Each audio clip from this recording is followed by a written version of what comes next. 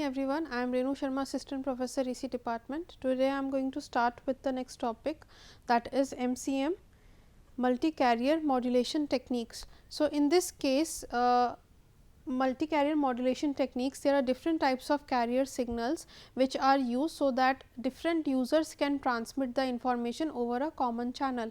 So, MCM technique, this is the first topic that we are going to discuss today, then zero intersymbol interference, and then different types of communication techniques that will be used to reduce the intersymbol interference, that is ISI. So, what is MCM technique? That is multi-carrier modulation. So, digital transmission through band limited channel causes intersymbolic interference. In such a case, a channel equalizer is employed at the receiver to compensate for the channel distortion. So, in channel equalizer, what it is, in case of when different users are using a common channel, then there is a case of spreading of the pulses there, and when the spreading of the each of the users data is there, then intersymbol interference will occur. So, to reduce that particular drawback, we have to use an equalizer at the receiver side that will going to reduce the effect of noise in the output signal, that will going to equalize the noise, that will going to reduce the effect of noise on the signal that has been generated. So, if the channel is bandpass channel with a specified bandwidth, the information bearing signal may be generated at the baseband and then it will be translated in the frequency to passband of the channel. So, thus the information bearing signal is transmitted on a signal carrier. So, basically in case of the signal which has been transmitted using this information bearing, it will be transmitted on a signal carrier. An alternative approach to the design of a bandwidth efficient communication system in the presence of channel distortion or equivalently ISI is to divide the available channel bandwidth into number of equal sub channels. So, let us say this is first user, this is second user, this is third user, all are having their independent data, and these particular data will be modulated by different carriers, like this is FC1, this is FC2, this is FC3. So, these are the different carrier signals which will going to modulate the three different data. Now, this modulated data will going to be combined on a single channel. At the receiver side, we have to use an equalizer that will going to reduce the particular effect of noise on that combined data. So, this is the main concept of multi-carrier modulation, MCM. Now, next one is if the subcarrier are orthogonal over the symbol duration Ts, then it is referred to as the orthogonal frequency division multiplexing, or in short it is known as OFDM. So, in case of this OFDM, every carrier signal on different path will be orthogonally modulated. Orthogonality property will be there among different carrier signals. So, the OFDM concept utilizes parsing of the input data bit stream into n symbol stream, each with symbol rate that is denoted by 1 upon Ts, and each of which in turn is used to modulate the parallel synchronous subcarriers. Now, you can see over here that this is the data, it has to be modulated using this OFDM technology, and this is passed through this serial to parallel converter. Now, this is serial to parallel means, let us say we are going to modulate 4 to 5 different number of bits. So, this is the series bits which has to be modulated, and this is converted into parallel data by multiplying using different carrier signals which are orthogonal to each other. So, let us say we require 5 different subcarriers. So, M1 to M5, these are the different carrier signals which are generated, which has to be generated, and these are modulo 2 added. Then these frequency signals will be generated, and at this point particular point there will be modulo 2 addition is performed. Now, this modulo 2 addition will going to generate this OFDM signal out. Now, next is basic principles of orthogonality. So, two periodic signals are orthogonal when the integral of their product over one period is equal to 0 and they have an integral number of cycles in the fundamental period. Now, you can see like there are two signal examples are there, these are orthogonal to each other. How? So, there are two successive pulses are there, like first one is S t, another is S t minus t, that is the shifted version of the previous signal. Even though this S t has long tails, the figure shows a tail passing through 0 amplitude at the time instant t when S t minus t is to be sampled.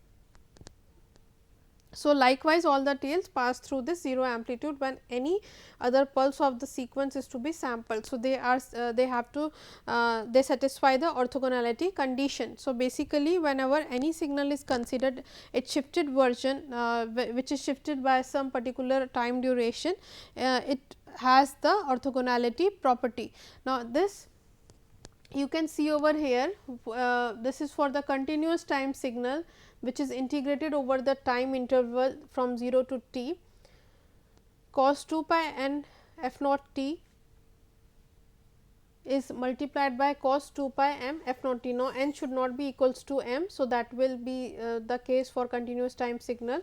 This is the case for discrete time signal, which is from summation k is equals to 0 to n minus 1 cos 2 pi k n by capital N, that is the time period. Then this is also multiplied by cos 2 pi k m by n, this is in discrete and n should not be equals to m. Now, if we are going to transform this signal from time domain to frequency domain. So, S f, this is how the signal will be there. So, this is nothing, this is the rectangular window. Now, this particular rectangular window, when it is modulated or the transformation of this rectangular function will be a sinc function. So, this will be going to generate this particular sinc function. So, this is the basic principle of orthogonality. Now, subcarrier setting is there. So, this is the conceptual representation of the subcarrier setting, how the subcarriers are set. Now, you can see that this lies the first carrier frequency is f 1, second carrier frequency is f 2, then there will be f 3 and f 4. So, there are 4 different carrier frequencies are there, which is when you are going to combine these 4 different carrier frequencies, it will going to demonstrate this particular diagram, which is separated by a guard interval. So, that in case if there is spreading of the pulse is there on the channel, then this will be reduced by using this guard interval. So, that will not going to combine the data from different users. Now, you can see when we are going to convert this frequency domain into time domain. So, this is how, let us say this is having lesser frequency. So, the frequency over from first frequency to fourth frequency, this will be increased and this will be the combined version of the 4 different frequencies, and how this will be orthogonally related. So, this is the diagram of the combined 4 different subcarrier frequencies. Now, this is showing the example of 4 subcarriers with 3 symbol per subcarrier at OFDM modulation stage. So, this is the OFDM constellation diagram. In this particular constellation diagram, there are different subcarriers generated like S1, S2, S3, S4, S5, S6 for the this is for the frequency F1. There are 3 subcarrier frequencies are there. For frequency F2 again 3 frequencies subcarrier frequencies are there. So, this is how, let us say this is frequency F1. It is having 3 different subcarriers. This is frequency F2, this is having 3 different subcarriers, that is S4, S5, S6. For F3 there are 3 subcarrier frequencies S7, S8, S9 for F4. So, this is how the subcarrier frequencies will be separated by different frequencies like F1, F2, F3 and F4. Now, this is diagram is showing the concept of carrier frequency allocation to the symbols. Now, this particular diagram is having a typical case in which 3 symbols are assigned to a carrier, which means that for frequency F1 3 symbols are assigned, for frequency F2 again 3 symbols are assigned. So, this is the idea behind using this orthogonal modulation. So, this is this serial to parallel conversion is there and the mapping into frequency domain components. Now, if you are going to demonstrate this particular different symbols over the frequency, so the diagram will be somewhat looks like. So, this is for frequency f1 centered at f1, this is centered at f2, this is centered at f3, this is centered at f4. So, this is the OFDM block assigned to a carrier serial to parallel conversion. So, this is the OFDM representation. Now, if the modulation scheme used on the ith subcarrier can accommodate ki bits per symbol and the subcarriers are spaced by 1 upon Ts hertz, that is the time interval, where Ts is nothing, it is the symbol duration of the subcarriers, that is delta f is equals to 1 upon Ts. So, this particular condition can be recalled as a subcarrier orthogonal, which means that this is having the orthogonality property, which means that different carrier signals are used which are orthogonal to each other, which are not shifted by any duration. There is orthogonality, that means different carriers are going to satisfy the orthogonality property. Then the T OFDM, the symbol duration of the OFDM system and the Ts is related by this particular equation, that is symbol duration is equals to n times, which means number of users which are connected in an OFDM system multiplied by the T OFDM, that is time duration for the OFDM signal. Now, by selecting the n to be sufficiently large, the symbol interval Ts of the subcarriers can be made significantly large than the time duration of the channel time dispersion. So, this is how we can reduce the ISI, that is inter-symbol interference.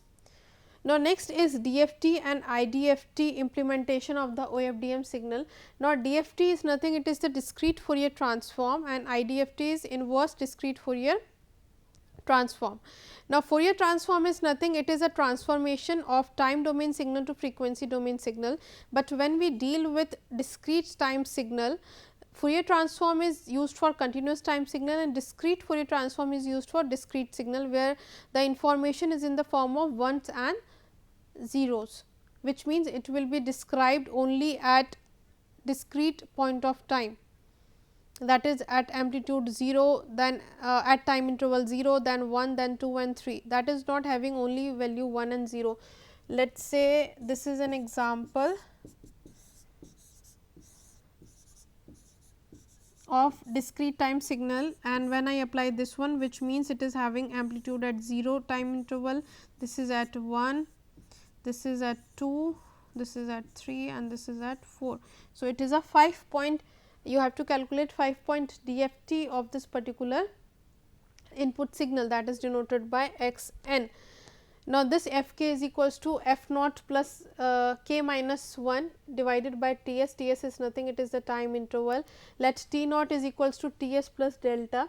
Now, where T s is the symbol duration of the subcarriers and delta is a guard time interval assumed to occur at the start of new signaling period, which is used to minimize the ISI effect. So, in case of when we use this orthogonality condition, then ISI is definitely reduced, because due to the orthogonality property, when we perform the demodulation, the demodulated signal will not get mixed up due to the insertion of guard interval first thing, and due to the orthogonality of the carrier signals. This is the equation for calculating the DFT, that is x t is equals to 1 upon root n for the interval n, which means n point DFT is there, x I e to the power j 2 pi I t by T s, T s is the symbol interval. Now, the time variable sampled at t is equals to k t OFDM, it will, which means in the previous equation we have to replace this small t by k into t OFDM. So, x k t OFDM is equals to 1 upon root n summation I is from 0 to n minus 1 x I e to the power j 2 pi I k t OFDM divided by T s. So, since t OFDM by T s is equals to 1 upon n, so from this equation let x k is equals to x k t OFDM, and this x t will be replaced by this equation, that is 1 upon root n. So, all the things are same, but we have changed this x t to x k. So, which is inverse discrete Fourier transform, that is IDFT. So, we can generate this x t by IDFT. Now, next is OFDM implementation by IDFT and DFT. So, we have discussed the introduction of DFT and how IDFT is performed using a formula. Then how it will be implemented, it will going to implement the OFDM system. So, this is the data which is in the form of digital data, that is ones and zeros. A series of bits will be there. It will be converted using the serial to parallel converter, and we have to perform IDFT. Now, you can see over here that at the transmitter side we have to perform the inverse DFT, and at the receiver side we have to perform this DFT. So, there is a D2A converter is there, because the input signal is in the form of digital ones and zeros. Then the analog data will going to travel over the channel. At the receiver side, this analog data is again converted to digital data. Now, we have to use this discrete Fourier transform, and then a parallel to serial converter will be there, and here there is an estimated data. So, let us say this is A k. So, here we will get the A cap k data, which means this is the estimated or the approximated data of the original form. We are not sure about that whether 1 is received or 0 is received. We have to consider its estimated data. Now, next is the limitation of multi-carrier modulation. So, there are some of the limitations. A major problem with the multi-carrier modulation in general and OFDM system in particular is the high peak to average power ratio, that is PAR, that is inherent in the transmitted signal, which means that peak to average ratio, which is the main parameter while using this MCM technique, is high. Next, large signal peaks occur in the transmitted signal when the signal in the n subchannels add constructively in phase, which means that large signal peaks occur in the transmitted signal. Let us say this is S1, this is S2, this is S3, this is S4, all these are having the carrier signal which is having the orthogonality property. These signals are combined together using a summation, and here there is a channel. Then again it will be delivered to 4 different users using same carrier signal. So, whatever set of carrier frequencies we have used at the transmitter side, we have to use it at the receiver side. Since these are having the orthogonality property, so at the receiver side these 4 signals again have to be orthogonal to each other, and it should be same, like FC1 is used over here. So, FC1 should be used over here, this is FC2, this is FC2, this is FC3 and this is FC3 and so on. So, which means that in large signal peaks are there whenever the signal at the receiver side, like if the noise is additive in nature, like additive wide Gaussian noise, because in communication system for the mathematical point of view, we are always using a noise which is additive wide Gaussian noise, and if it is added constructively, means it will going to increase the amplitude of the output signal, then it should be reduced. So, this is the limitation of the MCM technique. Such large signal peaks may saturate the power amplifier at the transmitter, and thus the intermodulation distortion in the transmitter is there. So, due to the multi-carrier modulation, if it will going to increase the amplitude of the signal to a larger level, it will going to saturate the power amplifier, because every device is having their own capacity, that how much power it will going to amplify. It has a set maximum and minimum value. So, that will be the drawback of this MCM technique. Now, next is the zero intersymbol interference communication technique. Now, intersymbol interference is a form of distortion in a signal.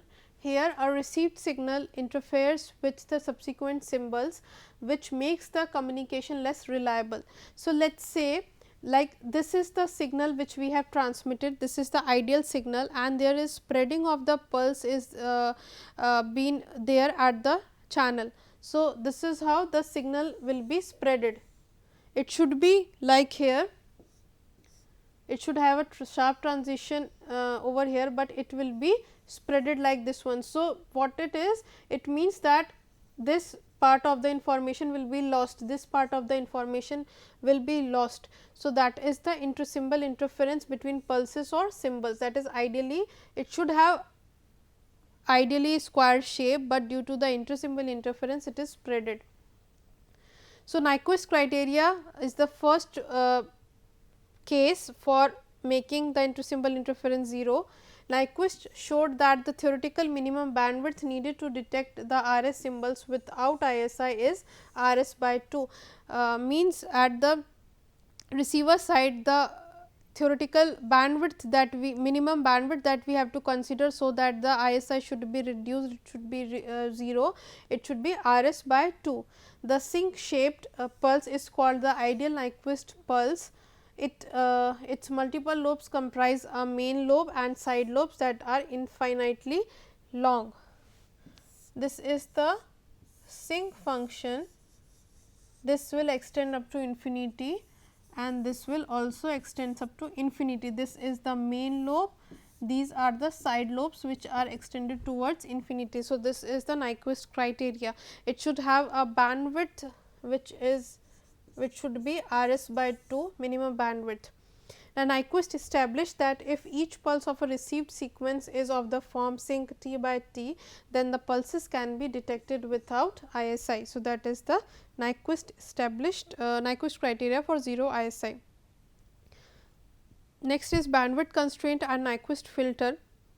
If we operate the system at smaller bandwidth, then according to the Nyquist condition, the pulse would spread in time, which would degrade the system bit error performance due to the increased ISI. So, in case of digital communication, the parameter that is used to constitute or that is used to calculate the performance of the system is bit error rate. How much bits are changed due to the effect of error. Let us say 5 bits are there and 4 bits have changed from 1 to 0 or 0 to 1, then there will be higher bit error rate is there, BER is higher in the case where 4 bits are as compared to the case where 4 bits all are same.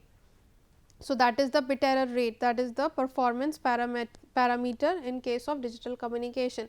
A prudent goal is to compress the bandwidth of the data impulses to reasonably small bandwidth greater than the Nyquist minima.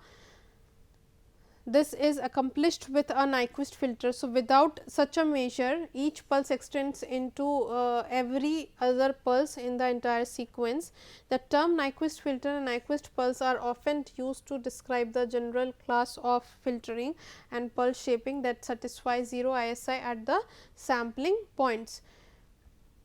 Transversal filter, raised cosine filter, square root, raised cosine, Gaussian, Chebyshev, extra are the filters of pulse shaping that will use to reduce the ISI. So, to reduce the ISI, equalization is used and equalization is accomplished by these different types of filters. Like first one is the transversal filters, where different weight functions are there, like there are firstly there are different delay elements are there.